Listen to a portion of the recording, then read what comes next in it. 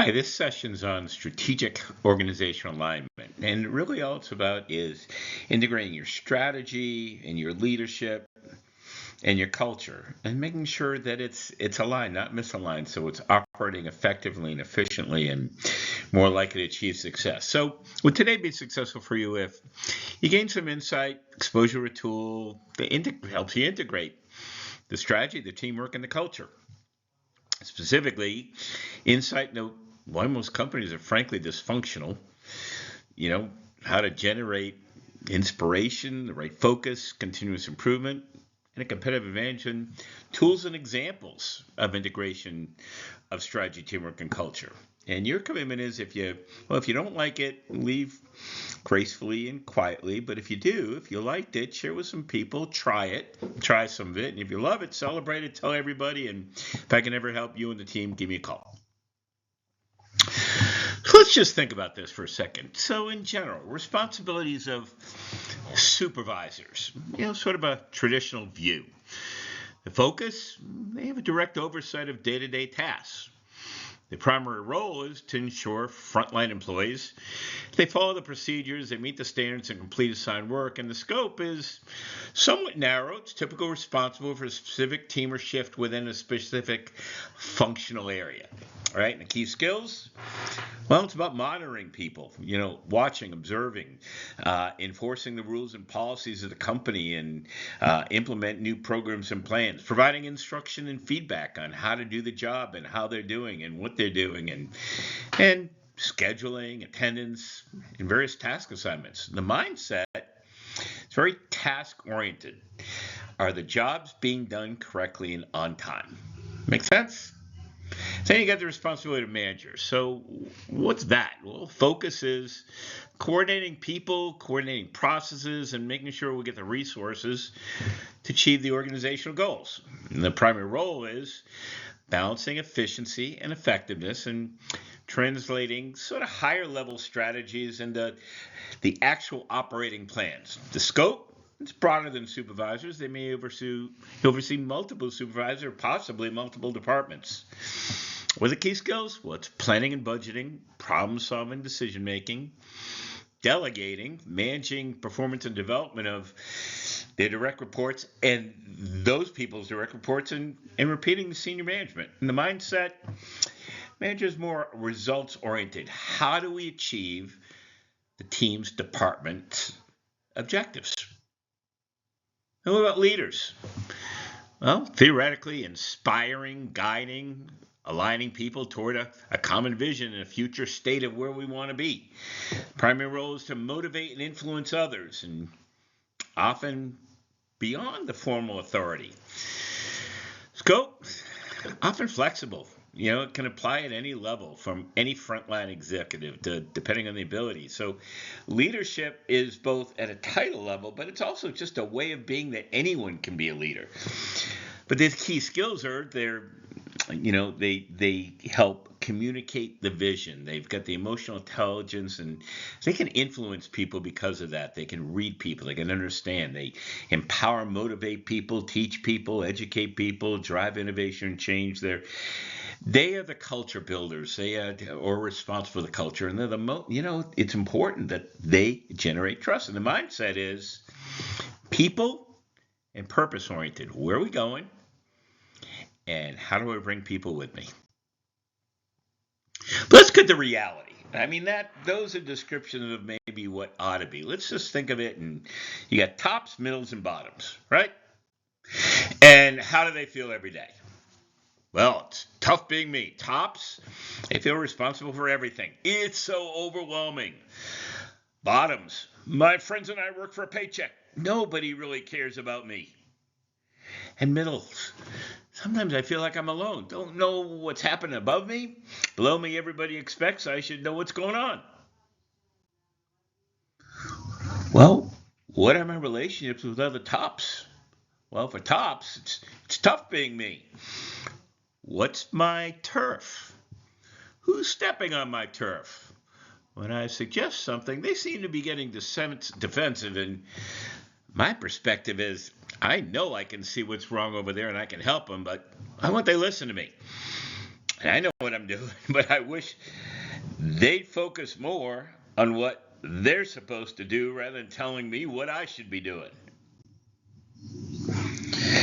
And middles relationships with middles. Again, it's tough being me. My peers keep defending their function. I'm not always sure what they do or how they affect them and how I affect them, but sometimes it feels like we're on the same team and sometimes not. We're friends, but sometimes we don't seem to be, and my boss thinks I'm too easy on those other departments. And the relationships with bottoms. Again, it's tough being me. We have to stick together. You're either one of us or you're not. If we can't agree, the company will take even more advantage of us. And if I don't get along with everything my peers believe, my life can become miserable. So, how does it affect perceptions of most tops like me? Well, it's tough being me. Behind our backs, I've heard them talk about senior management as aloof and greedy. They're phony, they're arbitrary, they're arrogant, they're out of touch. They're all about the numbers, and people are just things, and they seem to resist ideas of everybody else, and boy, are they cheap. What are perceptions of middles like me? Well, it's tough being me. Depends on the day. On good days, they seem to describe me as hardworking, responsible, and well-intentioned, but on bad days, it's by the book. Seems confused. He's actually powerless. He's competent. Oh man, now he's been promoted. He's a traitor. And perception most bottoms like me. It depends on the day. On good days, they may think I'm being loyal, hardworking, creative, trustworthy, maybe a little naive. And on bad days, they call me lazy. They don't think I'm loyal. They think I'm childish. They think I'm demanding. And they think I'm resisting change. So in summary, what do they say about me? Tops? They accuse our leadership of not providing vision, not being inspiring and appreciative, and accuse me of not giving direction that actually makes sense. Bottoms. They accuse us doers that are cynical and not always caring enough at all about the company or our customers, just my paycheck. They think I'm blocking progress. And middles. I can't win as a supervisor. The leaders accuse me of not looking out for the company. Now I've been promoted. The doers think I'm a traitor. Now I've been promoted. And there's stress everywhere. Tops, I'm overwhelmed. There's too much to do and too little time to do it. And what doesn't get done can blow up. And I'm responsible. But my compensation's good. I have a pretty good life. It doesn't make sense to leave, so I got no good options. Bottoms, I feel ignored. We get little direction. We hear when things are bad, but other than that, we don't hear much. So many things they do don't seem to make sense. And middles, I'm all torn up. Somebody's always mad at me, and it's difficult to get cooperation from anybody around here. I work hard, but I got to try to stay out of trouble. And the results, what are my options? Tops, I'm just trying to get through the day. I know I need to listen more, but my life is already way too complicated. Please just give me some breathing room. Bottoms, I have a decision to make. I could be a good soldier and just get along. I could share my grievances, but maybe somebody will listen. I can organize my friends and demand change, or I can leave and just don't fit here anymore. And middles, I don't know what to do. Everybody expects me to support them, but nobody seems to be supporting me. I have a decision to make. I can choose sides. I can try to be fair, even though that doesn't seem to be working. I can keep my head down and avoid all this crap. Or I can leave. I just don't fit here anymore. And the drama, it has everything. It's simply dysfunctional. No different than every place else, right? We have every possible reaction. We get the righteous. It's so obvious I know I'm right. We get the virtuous. I'm doing the right things. Leave me alone. We get the helpless. I give up. We get the blameless. I had nothing to do with it. We get the victims. It always ends up my fault. And the sideshow has everything too. It's simply dysfunctional. It's really different every place else. We have every situation. We got the good, the bad, and the ugly. We got another crisis. When will it end? We got suspense. Things will change any day now. We got some successes, and finally, thank God. And we got some failures. What the heck happened? And the types of responses are predictable. It's simply dysfunctional. We have every possible response. They're undermining me. They're plotting against me. They're withholding information from me. I know they're avoiding me. I predicted this. They're leaving here. Our lives are so predictable. I knew you were going to say that.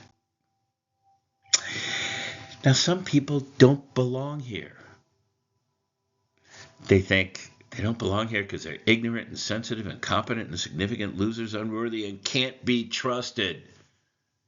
And I'm feeling attacked, insulted, belittled, and ignored. Is anybody really happy? Owners, we should be making more money. Employees, we should enjoy coming to work more. And clients, we should feel good about doing business together. So what's the recipe for success? Can we agree that culture, strategy, and teamwork? We need a team of crazy people who think they can change the world. Steve Jobs. Talent wins games, but teamwork and intelligence wins championships. Michael Gordon. And coming together is a beginning.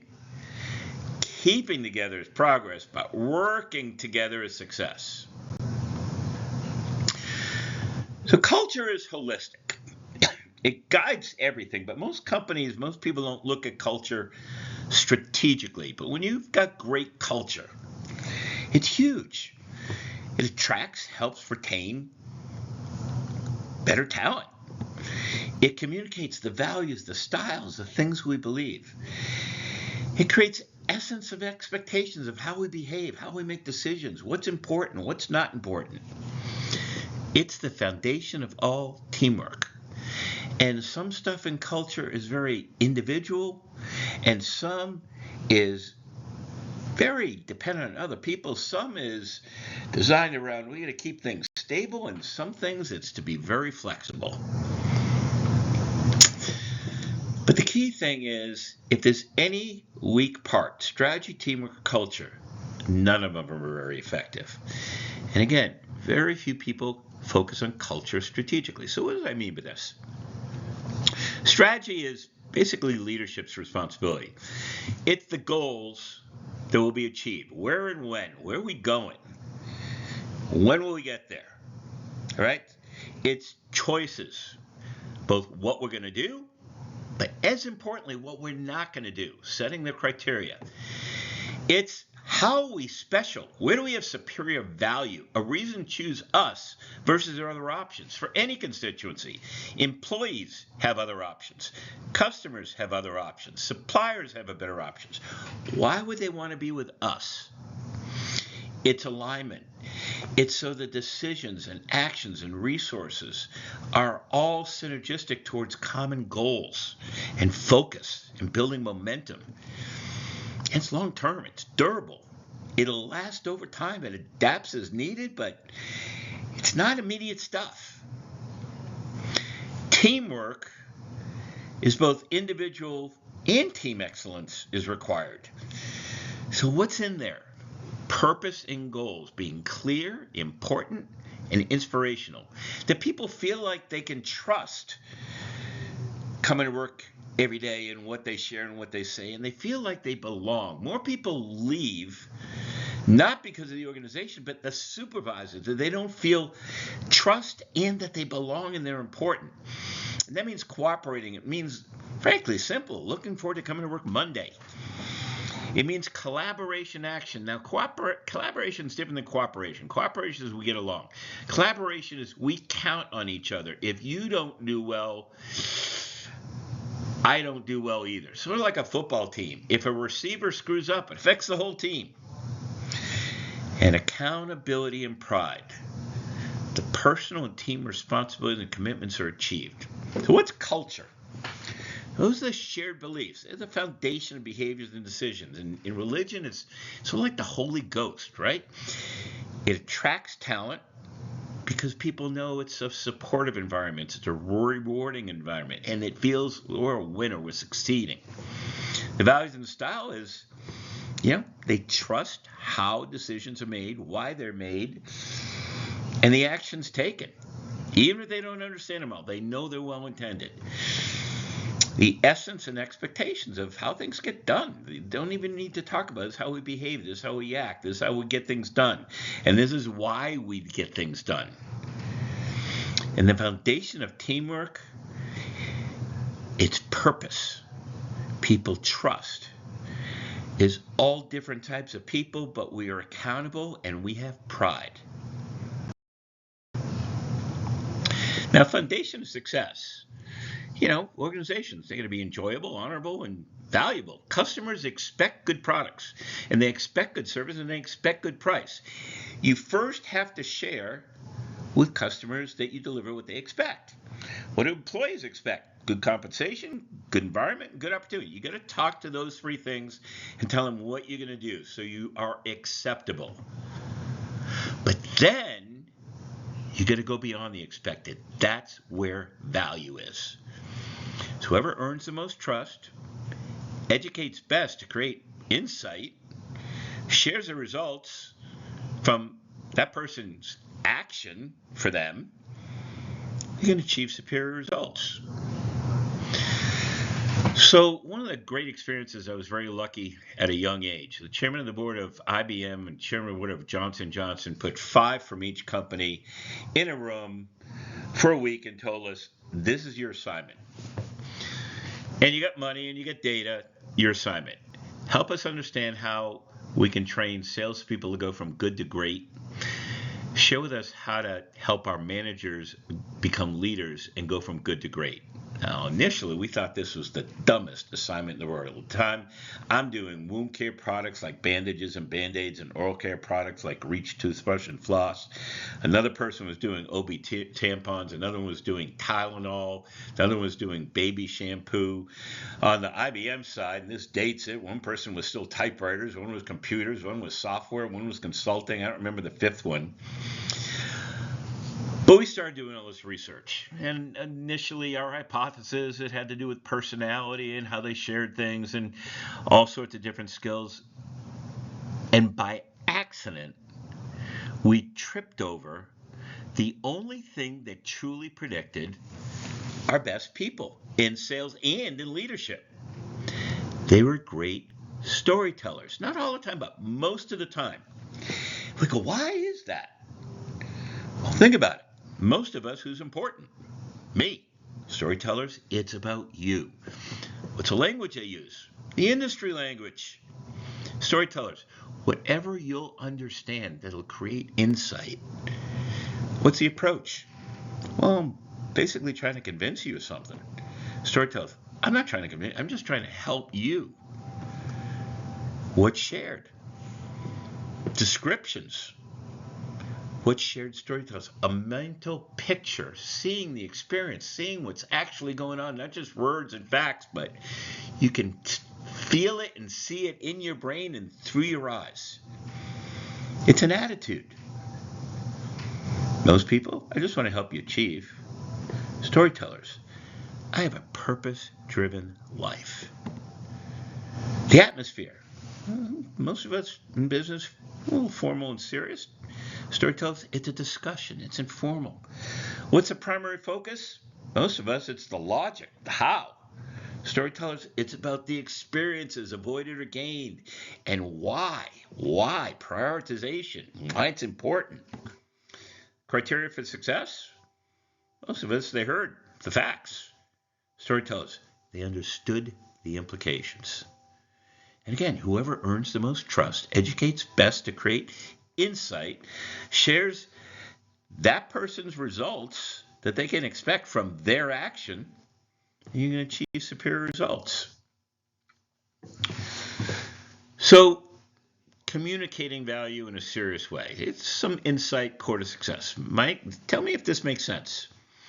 Without superior customer value. Now, I define customer as anyone who depends on you for anything for them to achieve something. So they can be internal or external, right? You'll always experience, at best, average results if you don't have superior value. Now, if people don't understand your differences, they'll usually act based on just money. Confidence in value begins and ends with their perceptions of your trustworthiness. They don't listen closely to what you have to say unless they trust you. And people, they want help deciding, but not being convinced. But that's not what they expect to happen. They think you're trying to convince them. And the idea is to have an army of people recommending you. That's the key to good versus great. Well, whoever earns the most trust educates best to create insight and helps that person understand the results of their action, achieve superior results. So here's my secret sauce. And people didn't always realize exactly what this is. My secret sauce. And some of you know most of my career was taking for private equity or Fortune 500 companies, divisions or companies that were sick, that were dysfunctional, and trying to bring them back alive into very successful companies. And I had some very good luck doing that, right? But let me share the background on this and tell me if this doesn't make sense. Most businesses, in the middle, senior management, what's our business strategy? And they give direction. They resource allocation. So on the left side, well, we develop value. In a manufacturing company, that's R&D and in whatever. But what's our value, right? And on the right side, it's often a marketing function, but the people are aware of our value. The right people know about our value and our story. And bottom left is, well, if they happen to order, we deploy that value. And if we're in sales, bottom right, we generate the business, we communicate and sell the value. And if we got the order and deployed the value, it's the client's moment of truth. We measure the results. Was it profitable? Were they happy? They're going to be repeat, whatever. We adjust the strategy. And that's basically how companies work. Would you agree? All right. So do you ever hear this? From operations, the left side, deploying values, to hear things like, what the heck did those business development promise this time? We don't do that. And when I'm in business development or sales, I hear things like, can you believe what operations just did with our client? What are they thinking? And from sales, man, does anybody listen to us about what our customers really want? And from owners, sales only seems to lose sales for one of two reasons. Our price is too high, or we don't have what the competitors have. Don't they know how to sell value versus take orders? Well, would you agree the recipe for success of teams, in general, if you get a team that's inspired, they understand their individual importance. They feel like they belong. No matter where in the organization they are, we're on the team, right? 2, they feel smart. They're focused on the right things. In sports, they focused on how they're going to win. In business, it's the client, someone who depends on you. Could be internal or external. In sports, a winning team's disciplined, doing what they don't want to do and doing it anyway and constantly improving it. And great teams have that sense of, they have a little bit of an advantage. They have winning ways. They believe they're a little special. Would you agree if you've got those 4 things, you're more likely to have a pretty good team in sports and in business? So I looked at that and said, so how do I use that insight that I learned in sports and competing in business? Here's my secret sauce: to integrate culture, i.e. the norms, strategy, what's really important, and teamwork. How do we get it done? 4 questions that everybody in the organization is asked. The first one is, what do you do that if you didn't do it, someone who depends on you, is likely to have a bad day? And you know what? When you get people talking about that, they tend to realize, I'm a little more important than I thought. It's inspiring. Right. If you didn't do it, describe in detail what that experience actually looked like, that bad day. Who was involved? What happened? When happened? Where it happened? How it happened? And why did it happen? And when you really understand the experiences of how we affect people, that's smart. That's focused. We're gaining insight about the right things. Okay, can you create a summary, a checklist, or a flow chart of how you assure they don't have a bad day? And you now have, for everything in the organization, a first draft, at least, of a process. How many companies don't have processes for most things? And by the way, having a process is one of the best selling tools you could use. Say, here's our process to help reduce risk and deliver value. Ask my competitor for theirs. They often don't have it. And so now we've got that continuous improvement. And the fourth question is this typical, or is something that actually prevents bad days? Is this typical, or are we a little unusual that way? And anytime not everybody else does it is by definition a strategic competitive advantage. Something special, something winning about us, a reason to buy from us. And everybody participates. Hourly people minimum once a year go through this. Middle management at least 2 times a year. Senior management at least 4 times a year. These 4 questions. Because what do you do that prevents a bad day is inspiring. Understanding insight into that pain, their experience, what it looks and sounds and feels like, is smart. When you deploy the value through the processes and the experiences, it's disciplined. And when you sell what we're actually doing from gathering these questions and summarizing for everybody, we're actually now bragging about what we're actually doing. We're focused on an advantage, and we're more likely at the client's moment of truth to hit the nail on the head. Did you notice the linkage, right, on doing that? Strategy. It's leadership's responsibility. Goals will be achieved. Where and when. The choices, both what we do and what we don't do. Being special, superior value, reason to choose us, alignment, synergy of decisions and actions, long-term, sustainable, and from a teamwork standpoint, what, how, and why we get things done. It pulls out the purpose and goals. They're more clear, they're more important, they're more inspirational. It builds trust and belonging. We know what each other's doing, and people feel important, on the right things, inspired, continuously improving, disciplined, and special.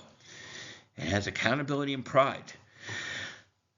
But a key is the effect on the culture, which is now strategic, because it's supportive, it's engaging, it's rewarding, it attracts and retains talent.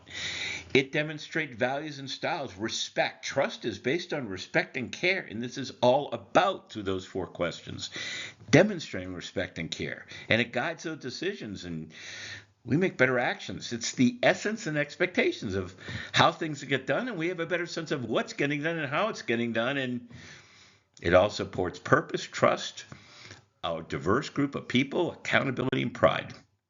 So let me show you what those 4 questions, as an example, resulted in for one client. All right? And this happened to be a commercial roofing client. Right? We stepped back and we said, okay, started out, second column in. What are the potential problems that can create a bad day for clients?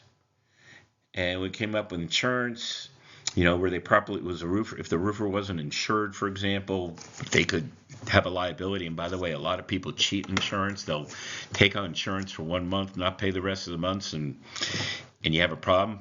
Actually, it happened to me at Brown Foreman, the division we were in, a week and a half in the job. I had just gotten there and found out we had $1.5 million lawsuit because we didn't carefully check the contract, and the roofing contractor was under a carpenter's type contract, and we got sued for $1.5 million because someone died. All right, finances. Do they have enough finances? Do they know to talk to the contractor? Do they have finances to get the job done? Sometimes people don't finish the job. They didn't have the money, and it gets left open. Do they have the right training? Do they have the right experience? So we categorized that, and we said, okay, those are potential things that can cause a bad day. That's about, did the contractor they choose have the right capabilities? And then we said, what else do they have to have? Well, check to make sure they get the right system, the design, the options, what manufacturer they're using, the quality, what's the warranty like? Do they have the right precautions? Do they do pre-planning and safety procedures and product delivery, making sure it's all coordinated right and the right equipment? Because again, if any of those things doesn't go right, it's a bad day for somebody. Do they install it right? Do they have the experience of that technology? Do they have the leadership to get it done in a quality control system? And do they have the right follow-up services? So we said, okay, those are things that if any of those go wrong, someone can have a bad day. We grouped them as natural groups, and then we said, okay, well, why is it important? Well, if you don't have the right capabilities, it can be expensive lawsuits. If you don't have the right system, it can be inferior investment. If you don't have the right precautions, people get hurt and have hassles. If you don't have the right installations, poor system performance, and if you don't have the right follow-up service, you can have surprise expenses.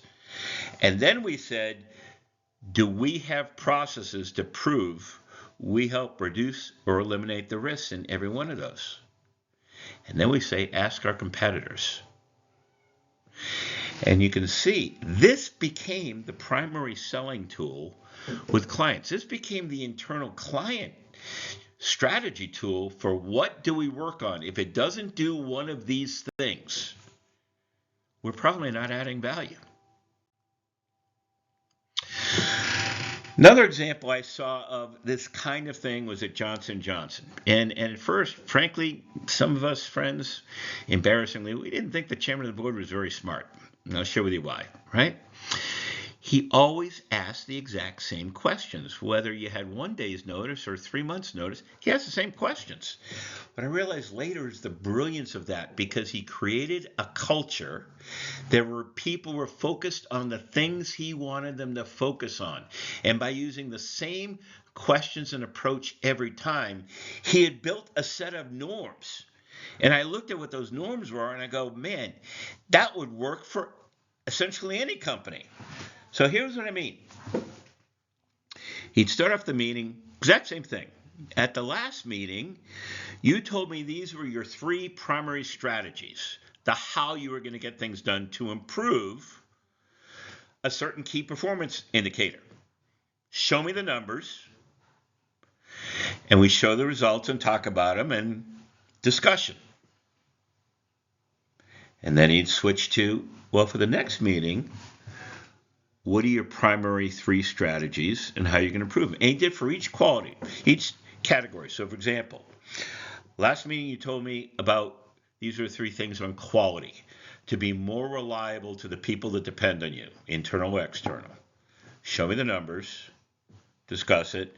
Okay, next meeting, what are you going to do to improve quality even more for those that depend on you? In a lot of the divisions, it was, last time we talked about these 3 strategies on safety. To protect people. Show me the numbers. Okay, and then what's your strategy for next time? Then it was always speed, because in any organization you can be faster. Show me the numbers. These were, you said, your strategies. I want to see the results of those strategies, what worked, what didn't, discussion. Okay, what are the strategies for next time? The 4th one was value. It helps somebody else avoid a bad day or have a good day. These were your 3 strategies. How are you going to do that? Show me the numbers. Okay, what are your 3 strategies for next time? Then there was waste, which is another way of saying reduce cost. Avoiding expense. These were your 3 strategies. Show me the numbers. What are your 3 strategies for next time? So notice it's qualitative, quantitative, qualitative, quantitative. Then it was capability, which is either equipment or people to improve. And the last one was culture. That was really important to him because that established the norms of what and how we operate. But did you notice the integration? Strategy, these work towards leadership responsibility, the goals are going to achieve where we're going. It knows how it integrates teamwork, individual and team excellence, the how, what, and why. And notice how it encourages culture, the shared beliefs, the foundation of behaviors and decisions, how we make them. So an example of a formula of world-class teams is just think of it all as comprehensive communication as the glue that holds it all together. So what does that mean? Document the processes, right? Say know how things get done correctly, because without the process, you can't improve it. Be disciplined. Do what you don't want to do and do it anyway. Work together like a well-oiled machine. So example, meet Monday morning. What didn't go according to plan last week? Well, it's fresh in our minds. What process didn't work as expected? And either A, modify it, B, someone didn't understand it, help them understand it, or C, someone's capability or attitude, they're not getting it done, you got to talk to them about it. Review what worked, what didn't work, and why. So there's a process tension, right? Always a tension in the process, always can be improved. Every process is wrong because every process can be improved. We just haven't found the way yet. And it's that attitude of that. Prepare. What's most likely to be a problem next week and prevent it? Watch most meetings. They discuss everything going on. Think about a sports team. You're not going to discuss every project going on. You say, what three things, or in sports, what three players on that other team are the biggest threat? So again, don't go through every project. It just bores everybody. Use your meetings to review what didn't go against plan last week and fix the process, improve the process, educate in the process, or let someone know their attitude capability will help them, but they're responsible. And then for next week, don't discuss every project. That what's most likely to give us a problem this week and brainstorm how to reduce that risk. Measure things. Have scoreboards everywhere that shows how well we're performing. I remember companies saying, you put all that data out there? I mean, isn't that some of that confidential? My attitude was, numbers confidential? Why? The hard part's getting it done, not knowing what the number is. And recognize people. Recognize exceptional efforts even when other people don't seem to be noticing. And they share that. The process results. And again, I apologize for some of these typos. I'm dyslexic, but whatever. Did you notice the integration? Strategy. This integrates leadership responsibility, right? Teamwork. It helps define the individual and team excellence and culture. It sets the standards, the shared beliefs, the foundation of behaviors and decisions and how things get done. So I built a model that I use for anything involved with people. I call it the why theory. And it's based on people don't listen closely to what you have to say until they trust you. Trust is strategic. And what's the recipe for trust? Demonstrating you care and demonstrating respect. And what are the key ingredients? That people understand the why, not just the who, what, when, where, how, the 5 causes of anything good or bad to happen. They understand why and how it affects them. It means doing things as much as you can through questions. People don't want to be convinced. They want to be comfortable making decisions and actions for themselves. Through questions, you can identify and understand what they know are potential problems, what they know are potential risks, what they know are potential benefits, and then once you've got that, you can educate them on the ones they didn't know and some options on how to achieve this stuff better than they are now. And by the way, take good notes. Any reason you don't take notes, perception always diminishes trust. You didn't listen. You thought what I said was stupid. It's not going to happen. Didn't make sense. Whatever. Unimportant. Trust is strategic. And one of the things I like to do is I look at every point of contact my customer has with our company, whether it's phones, emails, invoices, estimates, anything. And I ask myself, how in that point of contact could we build trust even better, demonstrating care and respect? The second key part is the analysis and communication of what's important. It's the insight. Our insight is thinking chess, all the details, all the interactions of everything that go on. And we communicate checkers, the most important things. So what's the recipe for insight? There's 5 causes of anything good or bad to happen. So it's the discipline of not calling something a problem, calling a situation and ask, okay, is there a possible who involved in this situation? Is there a possible what? Is there a possible when? Is there a possible where? Is there a possible how? Some combination, might be all of 1, might be all 5. And how do you know how important it is and prioritize it? It's the answer to why. And that prioritizes the concepts, initiatives, and understanding. Your role is to integrate all that complexity, but your job is to share it.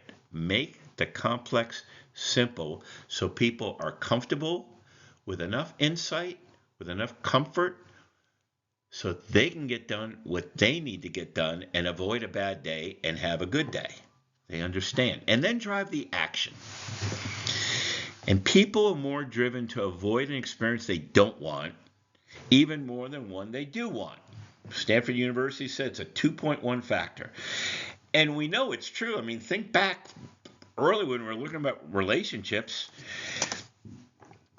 Why was it so hard to ask for a date? Fear of rejection. So the benefit of having a date versus the fear of rejection is avoidance. So the driver of action is people understanding what's in it for me, and the degree that they believe that the option you have is lower risk, a safer choice, plus some gain versus other options drives action. So 10 insights that increase success, right? It's about them, not you. The genius is making the complex simple, not more complex. We tend to do the opposite. We think it makes us sound smart. Decisions are generally emotional opinions, and there's only usually just a few of them that people summarize to make decisions on. So repeat them often. Test yourself. Ask yourself, what store do you shop at most and why do you shop there? And I'll bet you only come up with about 3 things, and I bet none of them are facts. They're opinions. And the reason they're opinions is because with opinions, we can never be wrong. It's a safer. Value is witnessed in your differences versus the other options. Visuals are much more effective than words. Facts sort of come through the ears. Visuals come through the eyes, or what they can picture the experience in their brain. Use that often. Be graphic. Make it visual. Eliminate jargon. It just causes confusion. Avoid vampires. Accurate information, but it sucks the blood away from the more important stuff. Now, if it's important to someone else, they'll follow up with a question. But don't flood them with that information. Wait for them to ask for it. Focus on the important stuff. And don't be ragu spaghetti sauce. It's all in there. And maybe one of the most important ones, all the time, just pretend you're with someone, you're in your living room, and you're just trying to help a friend. So in summary for leadership, together, everybody achieves more. Here's a little bit about my background. If that's interesting to anybody, stop the slide, move forward. But at the end of the day, you agreed. If today you said would be successful for you if you gained some insight, exposure, a tool, help you integrate strategy, teamwork, and culture. Specifically, you got some insight, why most companies are dysfunctional, how to generate inspiration, the right focus, continuous improvement, and an advantage, and tools and examples to get there. Well, if you didn't like it, you're probably not in this slide at this point. You've already left. So I'm hoping that means you liked it, at least, and you share with some other people and try some of this. If you loved it, celebrate it, tell everybody, and if I can help you and your team along this journey, please let me know. Thanks.